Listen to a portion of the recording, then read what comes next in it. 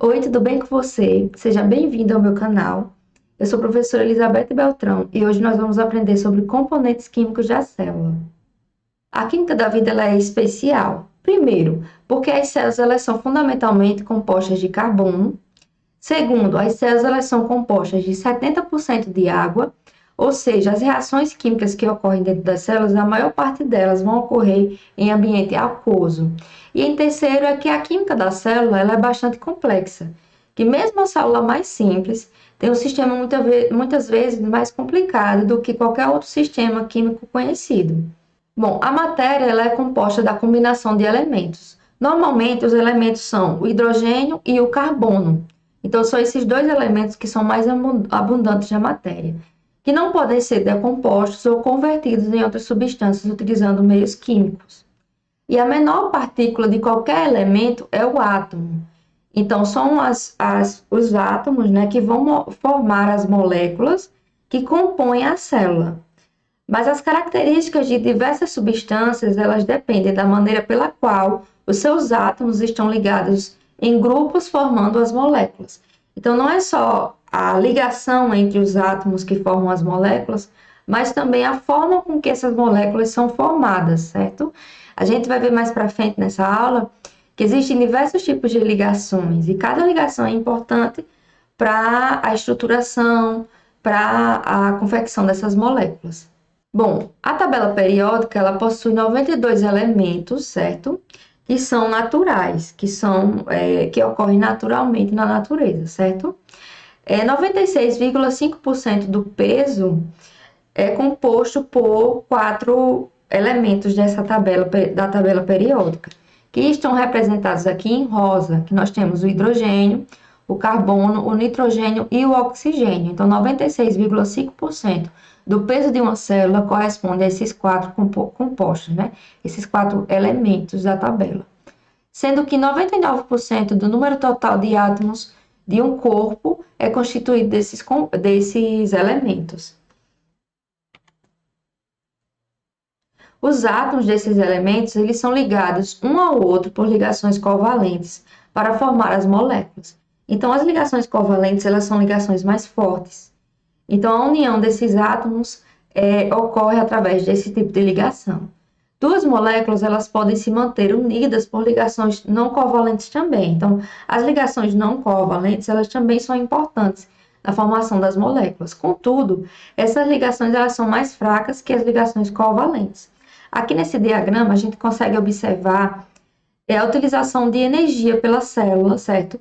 Então, o quanto que a célula precisaria de energia para quebrar determinadas ligações. Então, aqui a gente tem a ligação não covalente, certo? E as ligações covalentes. Então, observe que para quebrar uma ligação covalente é preciso de 100 vezes mais energia do que o que está dentro da célula. Então, a energia que tem ali disponível na célula. Para quebrar uma ligação covalente, é preciso de 100 vezes mais essa quantidade de energia, certo? Mas existem enzimas, né? Existem moléculas que são formadas, que elas têm essa capacidade de catalisar determinadas ligações covalentes, por exemplo, de quebrar ou de formar ligações covalentes. As ligações covalentes, elas são formadas a partir do compartilhamento de elétrons, como a gente pode ver aqui nessa figura. Então, elétrons que são compartilhados entre os átomos, certo? Ocorre a união desses átomos através dessas ligações covalentes. Em contrapartida, as ligações iônicas é a transferência de átomos. Nas ligações covalentes, quando a ligação covalente ela é simples, né? Essa ligação, como a gente pode ver aqui nessa figura aqui na lateral, as moléculas elas podem girar, pode ocorrer um movimento, já que é uma ligação simples entre as duas, né?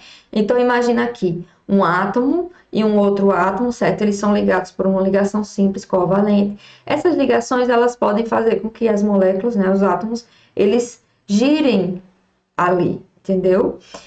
Já em ligações duplas, essas ligações elas são mais rígidas, como a gente pode observar aqui nessas figuras, então impossibilitando esse movimento entre os átomos e entre as moléculas. Então, a vida ela depende das propriedades químicas da água, certo?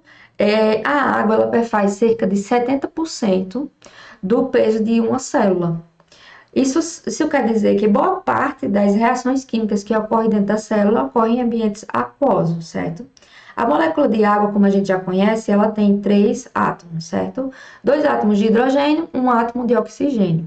O átomo de hidrogênio ele é carregado positivamente, então os 2 átomos de hidrogênio são carregados positivamente, o átomo de oxigênio é carregado negativamente, certo? O oxigênio ele atrai fortemente os elétrons, já o hidrogênio ele atrai fracamente esses elétrons. Por isso que a estrutura da molécula de água ela é uma estrutura não equitativa, ela não tem uma certa simetria, uma certa igualdade na estrutura da molécula, certo? A gente consegue observar aqui, né? A água ela é uma molécula polar, certo? Então, ela tem essa estrutura, né? Tem o átomo de oxigênio carregado negativamente e os átomos de hidrogênio carregados positivamente, certo? Já em uma molécula apolar, como a molécula de oxigênio, certo? Com 2 átomos de oxigênio, como o oxigênio ele é carregado negativamente, toda molécula ela não tem íon, ela não é carregada. Então, ela é chamada de apolar.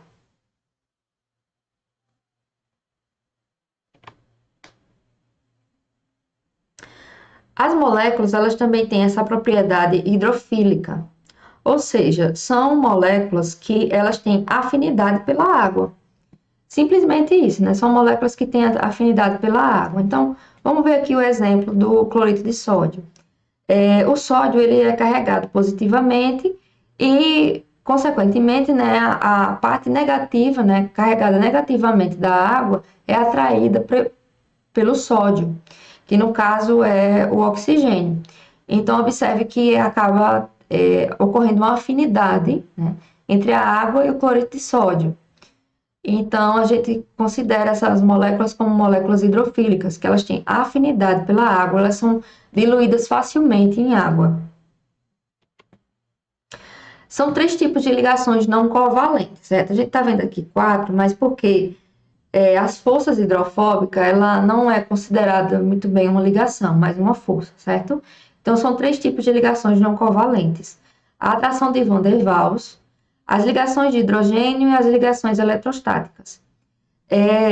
Lembrando que essas ligações não covalentes, elas são mais fracas. Sim, são fracas, comparadas com as ligações covalentes. Mas quando ocorrem várias ligações não covalentes ao mesmo tempo, simultaneamente, né? Acaba sendo uma ligação mais forte, acaba fortalecendo esse tipo de ligação. Um exemplo, a molécula de DNA, para as 2 fitas elas ficarem unidas, né? E formar a dupla fita de DNA, elas são unidas por ligações de hidrogênio, são ligações não covalentes, certo? E por conta, né, da quantidade de ligações de hidrogênio ao longo da molécula de DNA, né, das 2 fitas de DNA, acaba sendo uma ligação mais forte, por causa da quantidade, né, de ligações que ocorrem ali. Um exemplo, né, duas moléculas aqui ligadas através só de ligações não covalentes. São muitas ligações ao longo de todas as moléculas, então acaba sendo uma ligação mais forte. Aqui a gente consegue observar nessa tabela uma comparação entre as ligações covalentes e as ligações não covalentes, certo? Em contato com a água e sem estar em contato com a água. E aqui a gente consegue observar que as ligações covalentes, elas não sofrem, né, perda de força em ambiente aquoso ou não. Já as ligações não covalentes, ou boa parte delas, ocorre uma diminuição na força quando elas estão em ambiente aquoso, em um ambiente com água, certo? Aqui a gente vai ver mais para frente que na força de Van der Waals não ocorre diferença, a água ela não interfere nessa força. Então, a atração de Van der Waals, né? Elas são flutuações que surgem na distribuição de elétrons, então ocorrem umas diferenças, né, da distribuição de elétrons de um átomo, criando dipolos temporários ou permanentes. o que causa a atração entre as moléculas apolares. E não são enfraquecidos pela água. Então, essas forças de Van der Waals, elas não sofrem interferência das moléculas de água. As ligações de hidrogênio. Quando o átomo de hidrogênio ele é pressado entre dois átomos que atraem elétrons, aí ocorrem as ligações de hidrogênio. Elas são mais fortes quando três átomos estiverem alinhados em uma reta, como a gente pode observar aqui nesse exemplo. Então, os átomos, né, estão aqui alinhados em uma linha reta, em que o oxigênio ele fica no meio pressado ali entre as duas ligações. Aqui, entre o nitrogênio e o hidrogênio, né, tem uma ligação covalente para formar essa molécula aqui, e entre o oxigênio e o hidrogênio existe uma ponte de hidrogênio, uma ligação de hidrogênio, ou também conhecida como ponte de hidrogênio. Existem também as ligações iônicas, ou ligações eletrostáticas.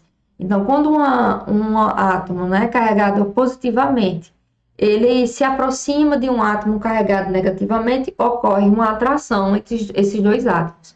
Quanto maior for a distância entre os átomos, menor é a força de atração entre eles, certo? É uma ligação iônica. Lembra que, como eu falei, né, as ligações não covalentes, elas sofrem interferência da água, né? A força da ligação iônica, ou da atração eletrostática, ela diminui na água. Mas, em contrapartida, um cristal de sal, como a gente vê aqui, como ele não tem água ali no seu meio, né? Por isso que os cristais de sal eles são mais rígidos, né?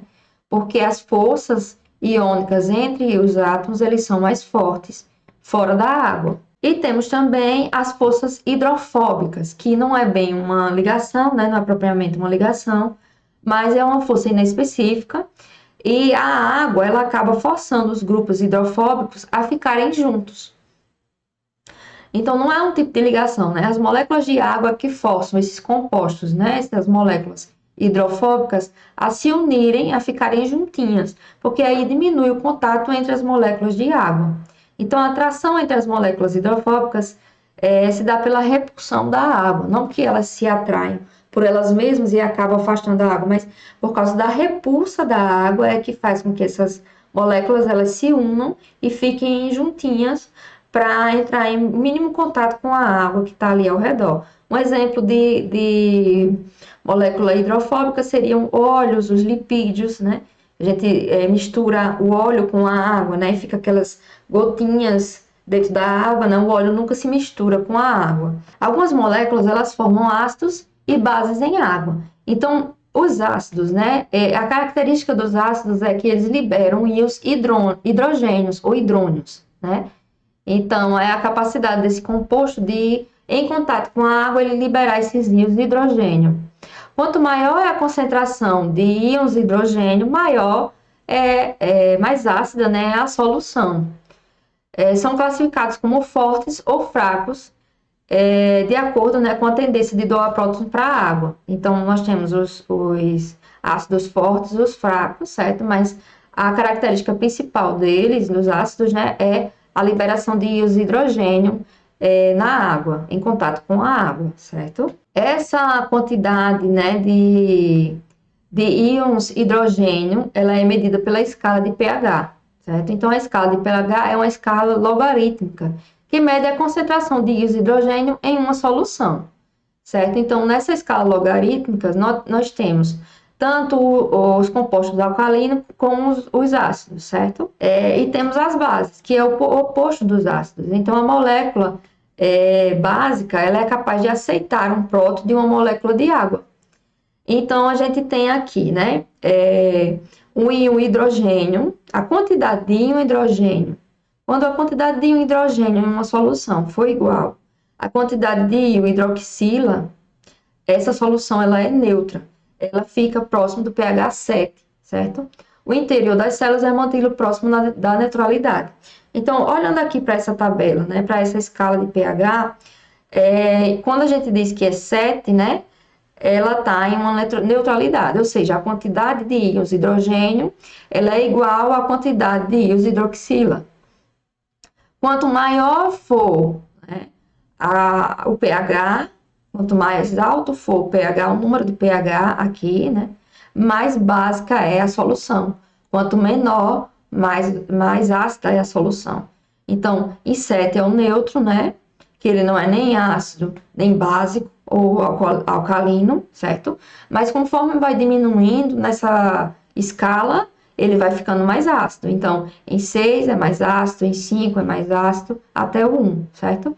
E quando sobe, ele fica mais básico. Então, as células elas são formadas por compostos de carbono, né? Todo mundo já estudou sobre isso, sobre a composição de carbono das células. É bom só aqui salientar, né, a importância do carbono para a formação das moléculas. Por exemplo, o álcool, né, que precisa do carbono, os aldeídos, as cetonas, vários compostos dentro da célula, né? Todas as células elas têm carbono como base, certo? E os compostos de carbono que são formados pelas células são conhecidos como moléculas orgânicas, né?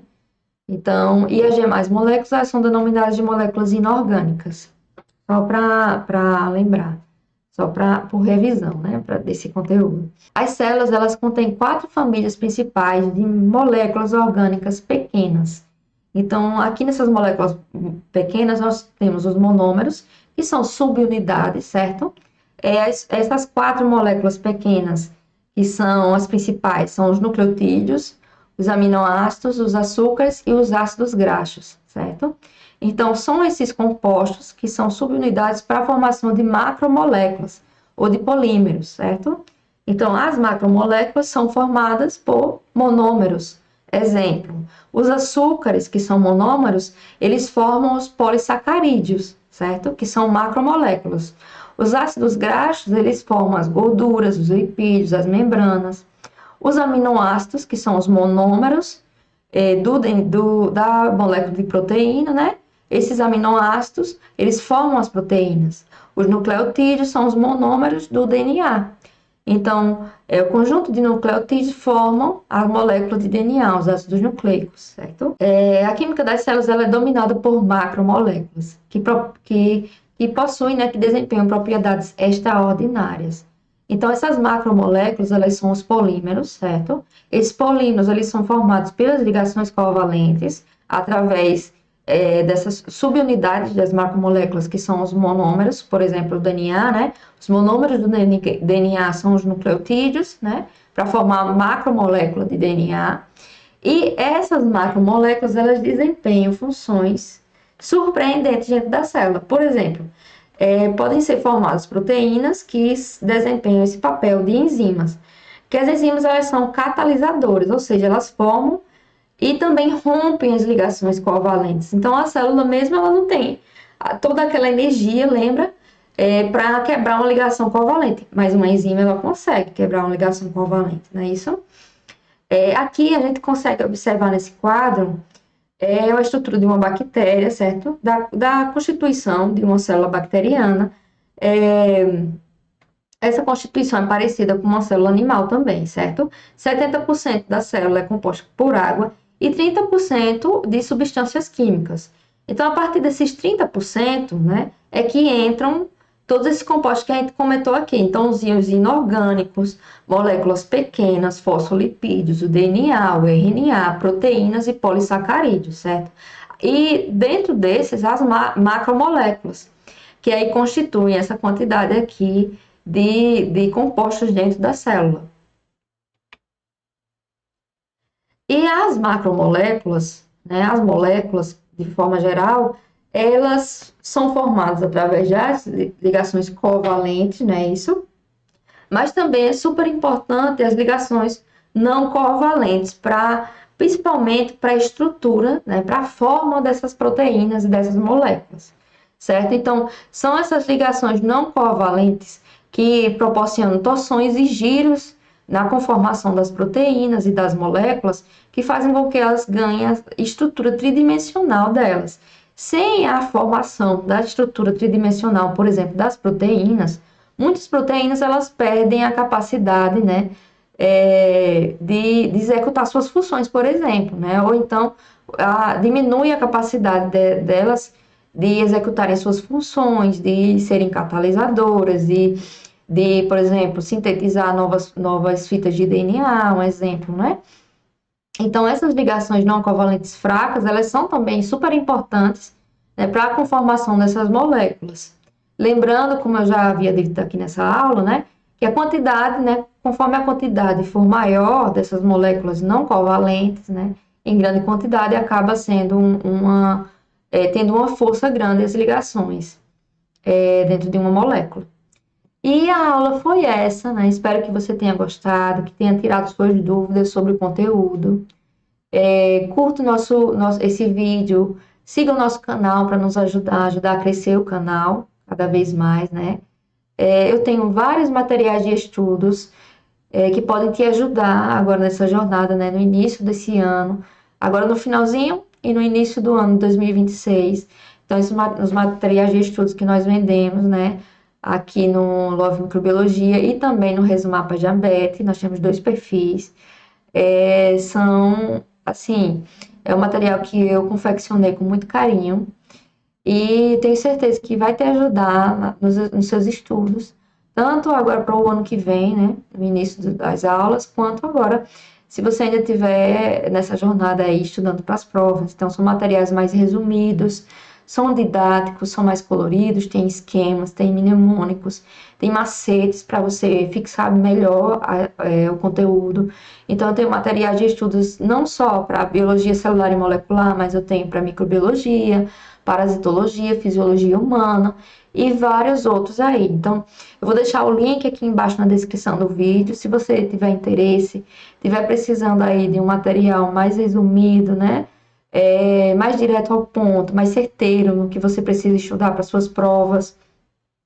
E também durante o ano todinho agora de 2026, próximos anos, né? De estudos. Então, clique aqui no link, vou deixar o link para o nosso site. Lá você vai ter todas as informações sobre os materiais de estudos, pode entrar em contato com o nosso suporte, que o pessoal é bem solícito, certo? E responde todas as perguntas que você tiver, todas as dúvidas que você tiver.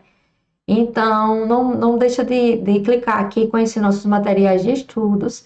Até mais, até a próxima aula. Fique com Deus e até mais.